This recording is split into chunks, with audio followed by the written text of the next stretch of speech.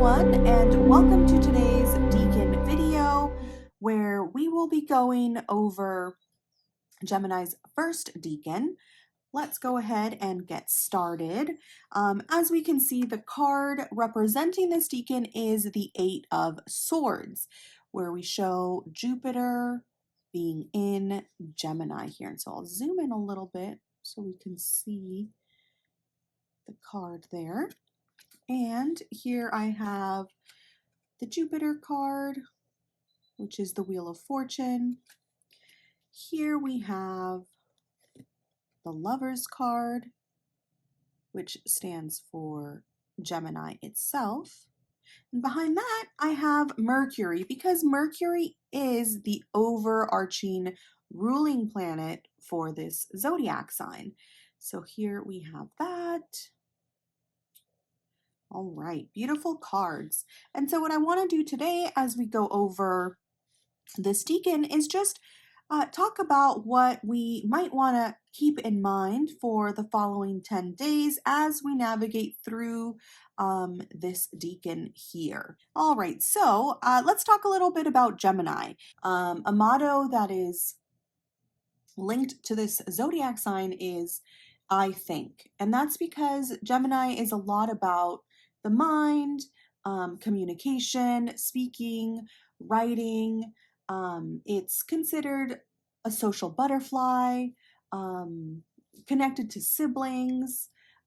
It's with Mercury being its ruling planet, it's often, right, this idea of being a messenger. It's a very curious sign, a very quick, mentally quick sign as well. And so these are just nice things to keep in mind as we consider the different decans that go through this sign.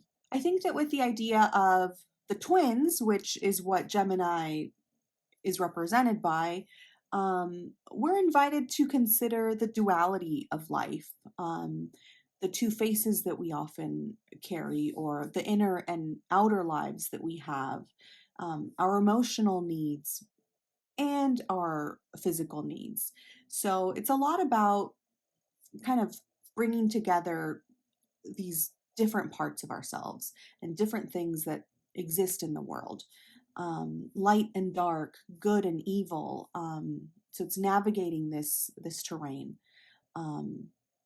Here we can start with the Magician card that stands in for Mercury itself, and something that I think is fun for me to consider when meditating on this card is the idea that thoughts can become a filter that we see the world and life through. A line that comes to mind with the Magician is as above, so below. And in this case, above, I think of as the mind, as in the mind, so outside of ourselves, right? Like it's our thoughts are the eyes through which we view the world. And so that's where it's nice to think about how do our thoughts serve to guide us in our day-to-day.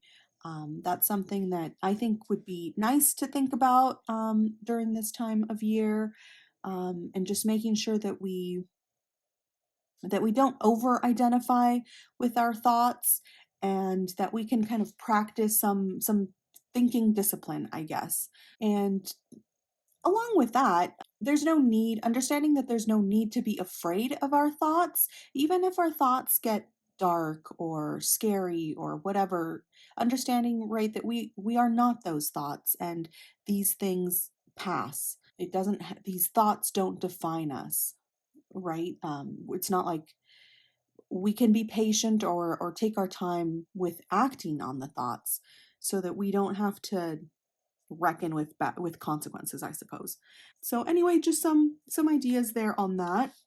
From there, let's go ahead and look at the Gemini card itself, represented here by the Lovers. For me, this is a lot about being at a crossroads, coming to a fork in the road where we have to make choices, and will we be led by lust and desire, or will we be led by our sense of honor and dignity and duty or whatever, so kind of weighing that good and evil. Which path will we take, and making sure that we're not being led astray by the way something looks rather than the way something actually is. Makes me think of a Shakespeare line. I think it was maybe Lady Macbeth saying it to Macbeth: look like the flower, but be the serpent under it. And so that's what we need to be cautious of. We're still in the season of spring. There are a lot of flowers, and the world looks beautiful. But what lies beneath the surface? Is there a sneaky snake lingering below? Or, is there some danger? Is there a predator lurking in the grass that's growing? And it's not just externally, but also within ourselves. What are we hiding from ourselves? I like to bring it back to our new year intentions, right? Whether that be the new astrological year or the new, like, chronological year that starts in January for us now. How are those goals coming about? Are we procrastinating, and are we denying the fact that we're not doing what we intended to, and just, looking the other way and just living in the moment, so that it's choices that we're facing. So yeah, that's what we can think about with that Lover's card there. And then, considering what other planetary influences are at work here, we bring in the Jupiter card. So, represented by the Wheel of Fortune, here we have good and evil, right? Possibly better and worse, up or down. And so, as we know, the wheel turns and people's circumstances change. So, life isn't stagnant. It doesn't just freeze, or, we don't get to a pinnacle point and then stay on top. What goes up must come down, and what is down can come up. So, it's nice to think about, where are we in life at the moment? Where are we in different parts of our own life? Emotionally, are we high or low? Financially, are we high or low? Relationship wise, communally, are we high or low? Within our career, right? All these different aspects of life. It's nice to kind of go through them and consider, where am I at in this moment? Am I on the right path, or do I need to adjust? There may have been some things now, as the year has progressed, that may have, thrown you off your game, or, thrown you for a loop, as they say. And so it's a nice time to kind of, recalibrate, take a moment to take stock of, our thought process. How are we acting on our thoughts? And consider, right, where we are and where we want to be. So the Lovers can be about coming to this crossroads and then trying to make choices about that, deciding which way to go. So now let's go ahead and look at the actual card that represents the Decan itself, which again is the Eight of Swords. And so I think this card makes a lot of sense for Jupiter being in Gemini. The Eight of Swords is often considered prison of the mind, a person who is caught up in a situation of their own making. I say that it makes a lot of sense because when we are at a crossroads, when things are changing around us, life is spinning its little web, or, life is doing its thing, highs and lows are happening, and we have to make choices about things, we can often get in this frozen state, right? Whenever, like, think about nature. There are certain reaction types or reactions that people and animals have when in danger or when in new situations. There's the fight, flight, or freeze. And so here we see that kind of frozen action where we might be a little stuck in our own heads, right? Thinking a little bit too much, considering all the different options. And remember that Mercury also rules Virgo, which can be a very analytical sign. And so I think, we can see how we might want to overanalyze a situation and get this analysis paralysis, where we just feel so stuck, and we're creating this storm of thoughts where we are just becoming too afraid to take a step forward, to move in the direction that we feel called to, because we're blinded by our thoughts, right? And so there we see the blindfold on the person. So a couple of things that come to mind with this is sometimes Gemini is associated to like a little bit of gossip, right?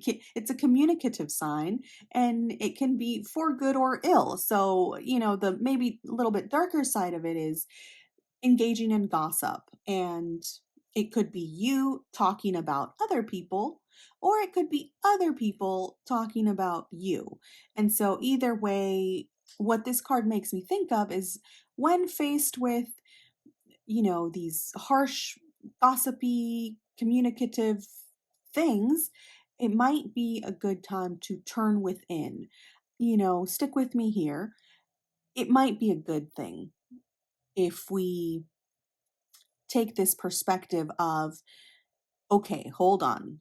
There's all this there's all this gossip around me, or I'm having all these thoughts that are, like cornering me, circling around me. Let me take a moment to pause and think, like tap into my intuition.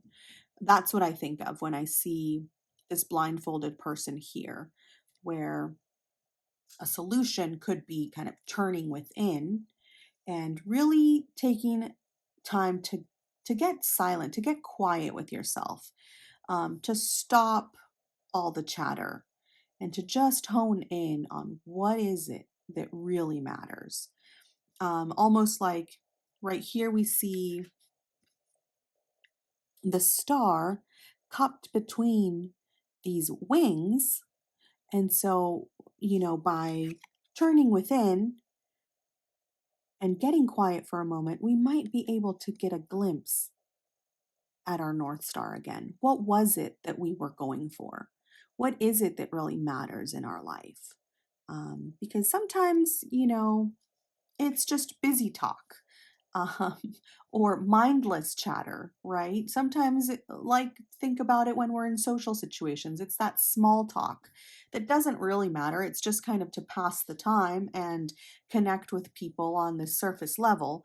But turning within might indicate, okay, what is it that really matters, and digging deeper. So looks like, a nice time for thinking more deeply, guarding our thoughts and ideas, and just trying to navigate the changes that come during this time of year.